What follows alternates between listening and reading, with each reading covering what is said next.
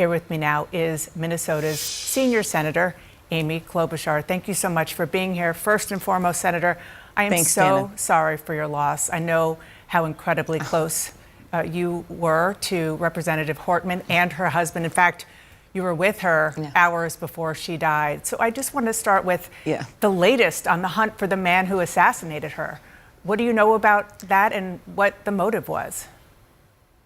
So this man, what we know from the list of the fact that we had groups like Planned Parenthood on the list, some of the things we know about the manifesto, this was clearly politically motivated. It was, as you described, an assassination.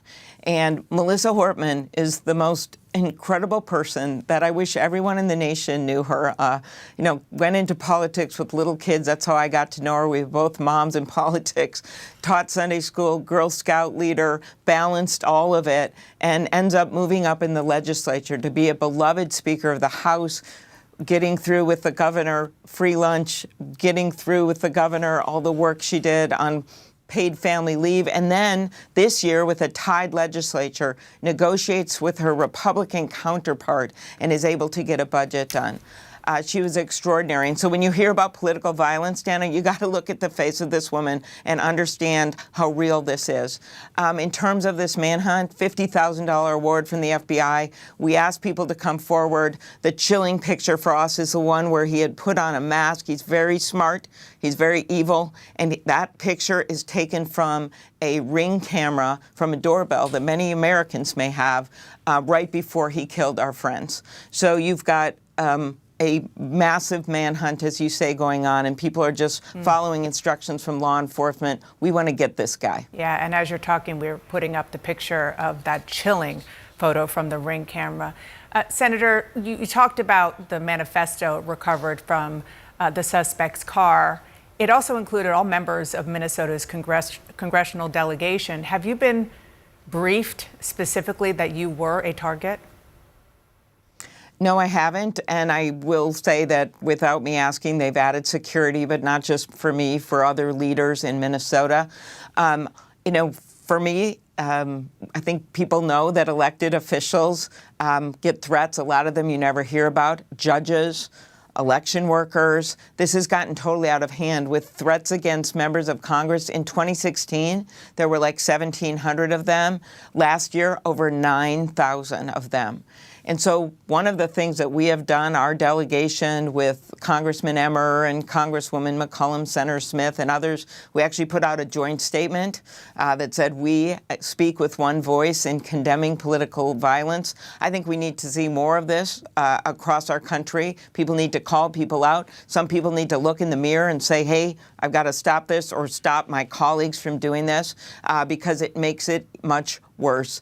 We need to bring the tone down, and we also need to stand up when people do bad things, which is I know you're going to be talking about later in the show, and I'm glad there was such turnouts at these rallies because our democracy is something to protect, not try to bring down. Senator, you said that without being asked, you're getting more security. Do you think because of the reality you just described that elected officials beyond Minnesota should have better protection right now? I think just in general, there can be copycat crimes and people can get incentivized when they see things online. Something else I'd like to put more rules of the road in place on, because that is, you look at the man that bludgeoned Speaker Pelosi's husband. Of course, he was off balance. Of course, he was sick. But that case, you could see a through line with him reading this stuff online. So more has to be done on that front.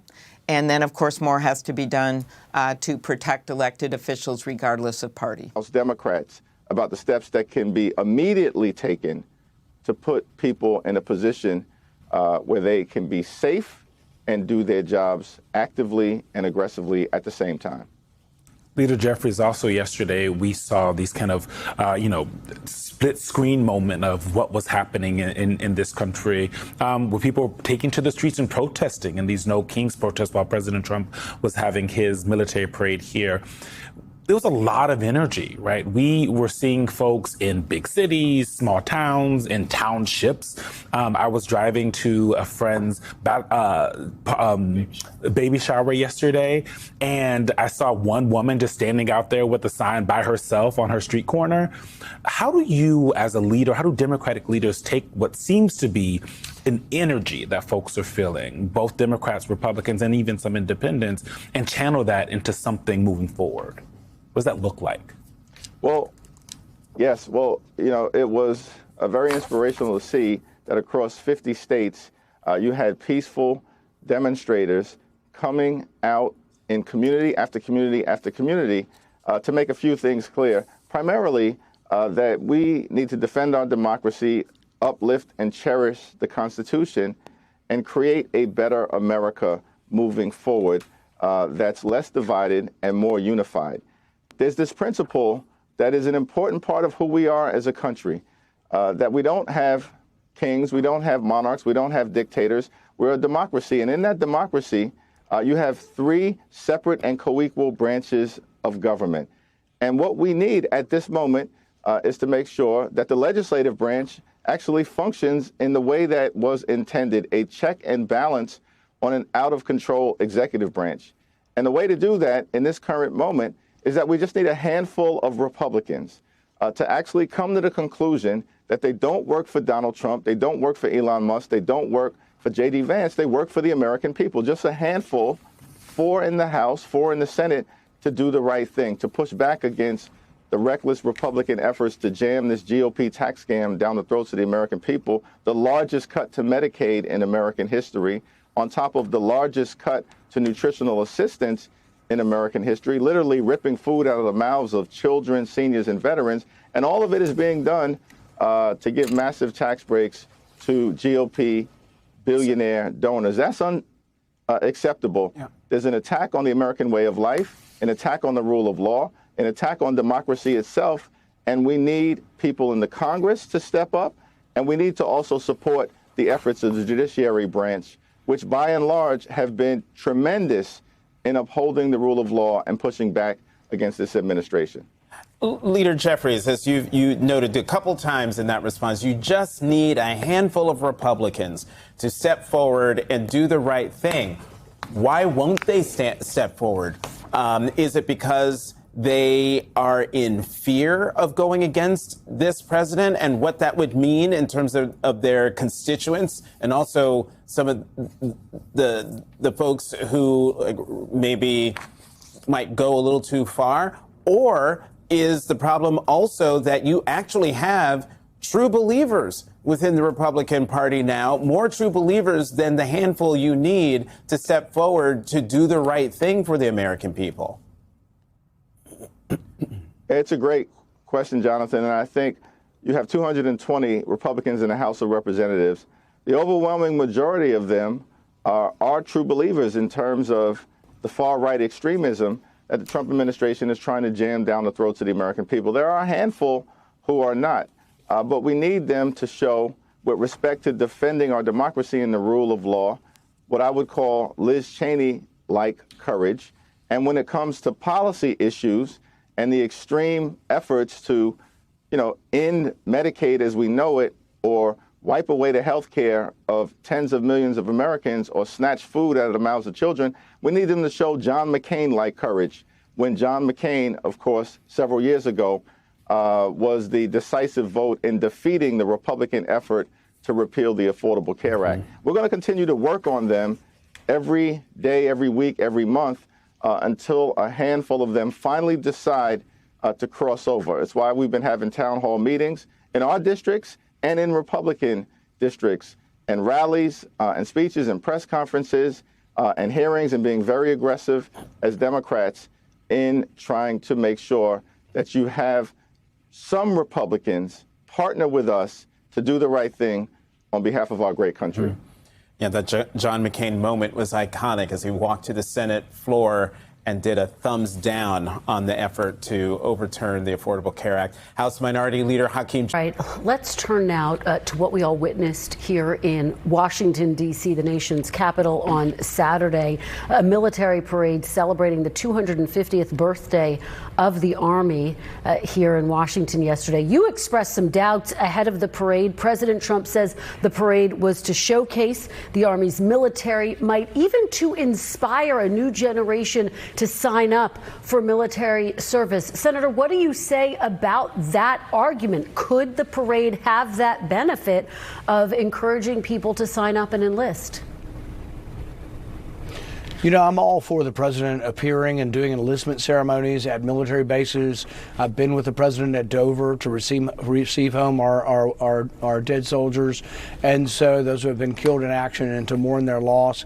But I just never liked the idea of the parade, because I grew up in the 70s and 80s, and the only parades I can remember are Soviet parades for the most part, or North Korean parades. And the parades I remember from our history were different. You know, everybody remembers that famous scene of the soldier, you know, dipping the girl and kissing the girl in New York in a ticker tape parade.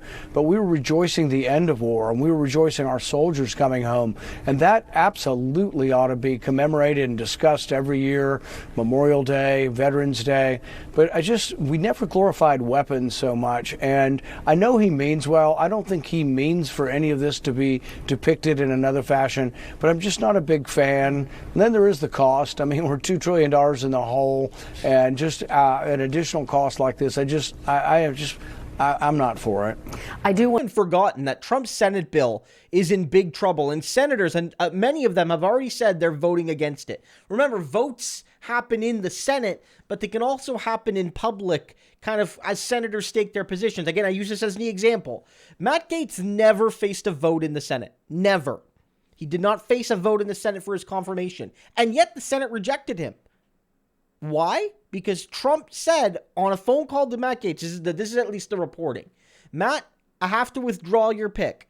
I like you, but the senators, they're not voting for you. I've spoken to them, and they have all confirmed their votes. And I have the Senate's 100 confirmed votes, and you have lost. Because the Democrats are obviously all against you, and there's enough Republicans that I cannot get you through the Senate. And so the Senate voted without voting. And so the voting is already starting on the Trump budget bill. And if you want to know why it's getting rejected, well, it's gotten worse, because in addition to all the other concerns, the outcome of the last couple days have made it clear that Trump's budget priorities are connected to the scandals and tragedies and embarrassment.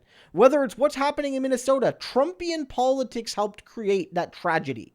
And the Trumpian budget helps perpetuate that politics through its glorification of violence and whatnot.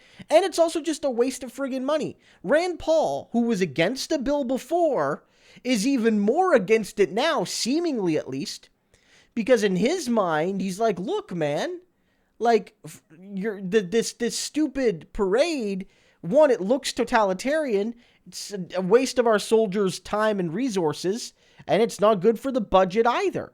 Also, like, I mean, you know, Trump took Rand Paul and I think Thomas Massie and said, you're not allowed to come to my party.